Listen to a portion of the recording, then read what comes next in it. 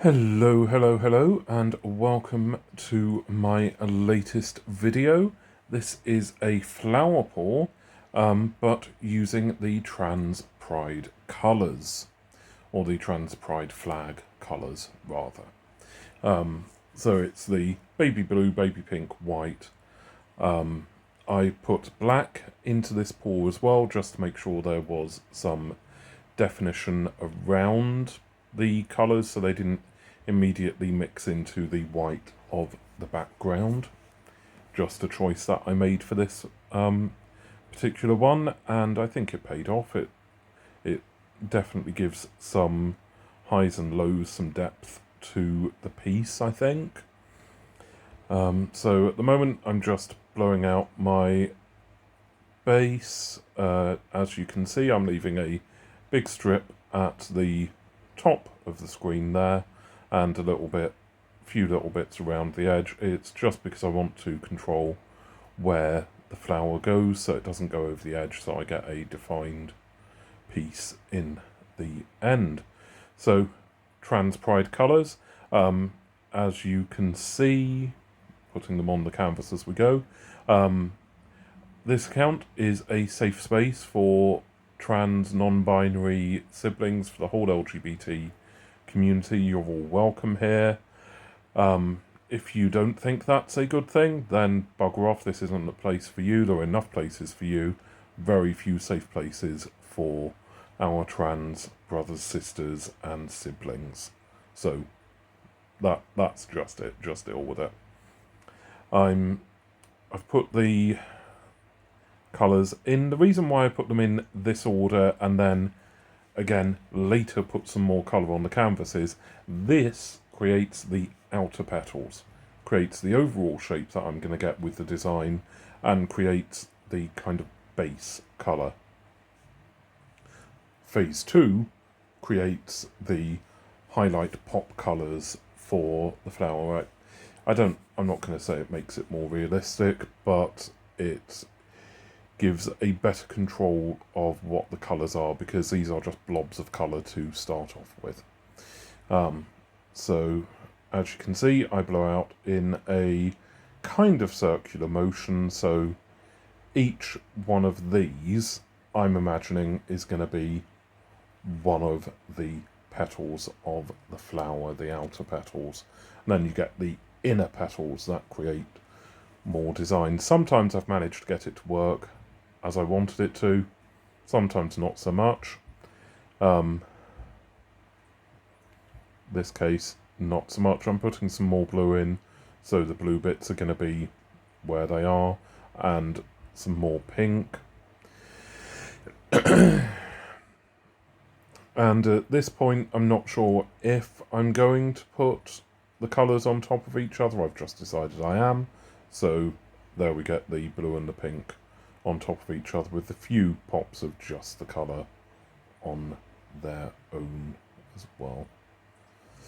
And then putting in white as well, because obviously it's the blue, pink and white for the transgender flag colours. And as I am speaking of this, I've realised that I have actually done a disservice to my trans brothers, sisters and siblings, because I haven't actually told you where the Trans Pride flag came from, the year and all of that. I do have it written down. I'm just going to go and get that, so I'm going to pause this bit. You won't actually notice the pause, it's just I'm pausing the recording. So, one sec. So, the Trans Pride flag was created in 1999 by American trans activist Monica Helms, and was first flown in a pride parade in Phoenix, Arizona in the year 2000. There have been several other trans pride flags created. This is just the most well known, and I'm actually going to do another pour based on a similar idea to how I did the lesbian pride Flower and Kiss. You're going to be seeing the Kiss later this week. That used all the different colours used in the various flags because, and it's going to look interesting because there's a flag going from purple through to blue, the baby pink, baby blue, white, pink and blue again, another one with neon green, which is flown in Israel for the trans non-binary communities, and a few other designs, and a kaleidoscope one that I haven't actually seen, and I'm going to have a look. Yes, I did do a search while the microsecond pause happened in the video voice back, and I'm now exploding with ideas. So much fun. So yeah, I'm just putting the green there. It was supposed to be a delicate line, but I squeezed the bottle a bit too much at the base. So all I'm doing there is taking the excess green paint off, creating the vague outline of the leaves for the stalk of the plant, and I'm just going back over with white to get the base to work pretty much, and blowing out a little bit just to get the leaves to work in the general design that I end up having for the stalk and leaves of most of my pieces. And again, coming in with some more white just to firm up some edges and to get things to work a little bit better. I do love the trans flower. My one regret is I haven't really got a white area, but with having the black on the canvas, there's not really a way of getting the white in there, because the black and the white mix and they create grey basically. But again, with this, there is a lot of fiddling that happens. You've got another couple of minutes of the video, which is actually about probably 10 to 15 minutes in real time. Just because I've got the video sped up, so I'm just playing around with the design where the blacks come in and trying to decide what I'm going to do, how I'm going to make it look better, and realising I don't really like the shape there of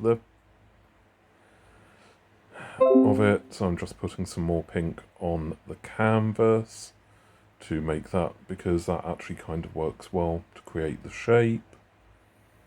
And then I'm umming and ahhing whether it looks realistic to the rest of the canvas, and deciding on the other bits where I kind of going, does that shape actually work, or is it a bit too rough on the edge? Is it too harsh? And it definitely was there. And I'm putting some more pink on and a little bit more blue here because I don't want the grey so much, and I'm going to blow these out in a second. So here we go, coming in to blow the colours out. Again, getting a bit of a harsh edge there, but it's better than what I had before. Noticing the very straight edge there, so gonna come in again with some more colours, blow it out a little bit more, and this just happens a lot. When you do fluid art, you will do this a lot. You will fiddle with your paintings and just add more and more, and then go, oh, hang on, there's too much here. This is too much. It's gone in the wrong way. This was going to be a nice flower with everything, nice and pretty with defined edges. Now it's going over the edge. It looks gorgeous. Sorry, just catching my throat there. As I say, it looks gorgeous, but a lot of fiddling goes into making these things work as well as they do. And I'm coming in there to put some more white into the piece, just because, well, it's part of the flag design and I like the way I've managed to get that to work in, and I'm just using the straw to blow it out a little bit more. Not so happy around that bit where I'm blowing in some more black into the design, but by and large it works and I really do love the result. So thank you so much for listening to me prattle on. Please like, subscribe and join me again next time for another video. Bye bye.